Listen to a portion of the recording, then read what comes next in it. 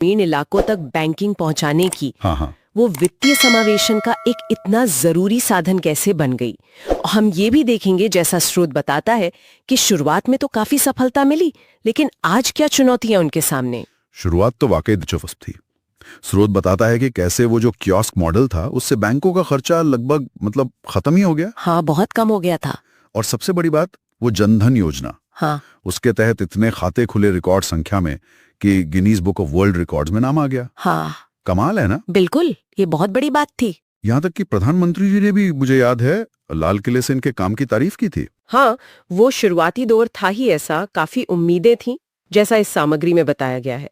Reserve bank का इरादा तो साफ था भाई, उन इलाकों तक पहुंचना है जहां बैंक शाखाएं खोलना या तो मुमकिन नहीं था या फायदेमंद नहीं लग रहा था। अच्छा। और ये कियोस्क मॉडल, मतलब छोटी छोटी जगहों पर बैंकिंग देना, ये बैंकों के लिए लागत के लिहाज से बहुत कारगर साबित हुआ और सरकार को भी फायदा हुआ, क्योंकि देखिए, वित्तीय समावेशन का जो लक्ष्य था वो कम खर्चे में पूरा हो रहा था। और जो लोग बैंक मित्र बने उनके लिए भी ये एक मौका था।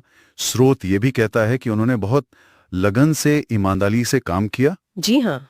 जिसका नतीजा ये जनधन योजना की इतनी बड़ी सफलता के रूप में दिखा भी। हाँ, और इसी सफलता को देखते हुए स्रोत में ये भी जिक्र है कि प्रधानमंत्री जी ने घोषणा की थी कि हर बैंक मित्र को हर महीने 5,000 रुपए की एक अतिरिक्त मदद दी जाएगी। अच्छा, 5,000 रुपए महीना। जी, इस घोषणा से बैंक मित्रों में एक उम्मीद जगी थी, एक सुरक्षा का भाव आया था कि चलो, एक पक्की आमदनी होगी और साथ में कमीशन तो है ही, जो हर लेन देन पर मिलता है। लेकिन फिर कहानी थोड़ी बदलती है। जैसा स्रोत बताता है, जब कोरोना आया, लॉकडाउन लगा, तब यही बैंक मित्र थे जो अपनी जान जोखिम में डालकर, हाँ बिल्कुल, घर घर जाकर लोगों तक सरकारी मदद पहुंचा रहे थे।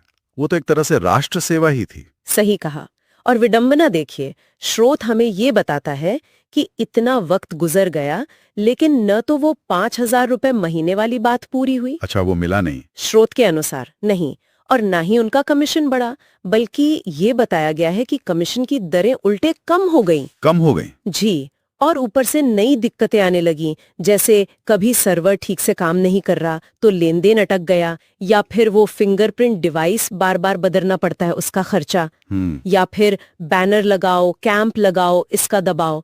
स्रोत इशारा करता है कि ये सारा बोझ अक्सर बैंक मित्र पर ही आ जाता है। ये तकनीकी और पैसों की दिक्कतों के अलावा एक और दबाव का जिक्र है स्रोत में, वो बीमा बेचने का। हाँ, ये भी एक मुद्दा उठाया गया है। स्रोत कहता है कि उन पर जोर डाला जाता है कि बीमा पॉलिसी बेचो, वरना तुम्हारा कोड बंद कर देंगे, मतलब काम ही छीन लेंगे। ये थोड़ा अजीब नहीं लगता?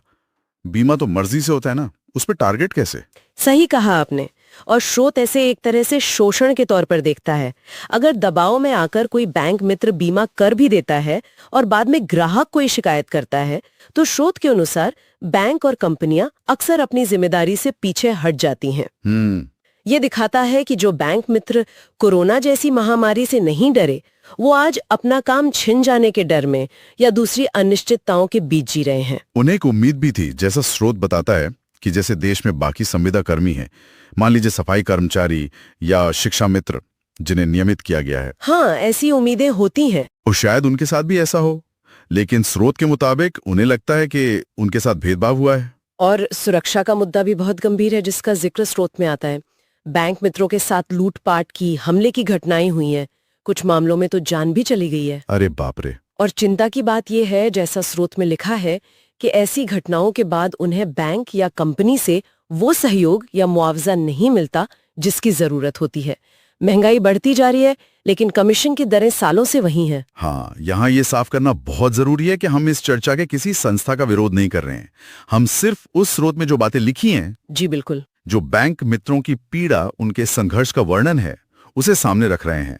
बस एक उम्मीद है कि ये बातें सही अधिकारियों तक, सरकार तक पहुंचे और इस पर विचार हो। तो कुल मिलाकर स्रोत एक ऐसी तस्वीर पेश करता है कि कैसे वित्तीय समावेशन के ये जमीनी सिपाही, जिन्होंने एक समय उम्मीद जगाई थी, जिन्होंने जनधन योजना और खासकर कोरोना काल में देश की इतनी महत्वपूर्ण सेवा की, हाँ, आज वो कम कमीशन, नौकरी के दबाव, सुरक्षा की चिंता और अधूरे वादों के बीच अपने भविष्य को लेकर काफी चिंतित हैं। ये वाकई सोचने पर मजबूर करता है। जिन्होंने देश की सेवा में अपना इतना कीमती वक्त दिया, वित्तीय समावेशन के इतने महत्वपूर्ण कार्यकर्ता, उनकी स्थिरता, उनकी सुरक्षा और उनका जो उचित मेहनताना है उसे कैसे सुनिश्चित किया जा सकता है, ये एक बड़ा सवाल है जिस पर ध्यान देना बहुत जरूरी है।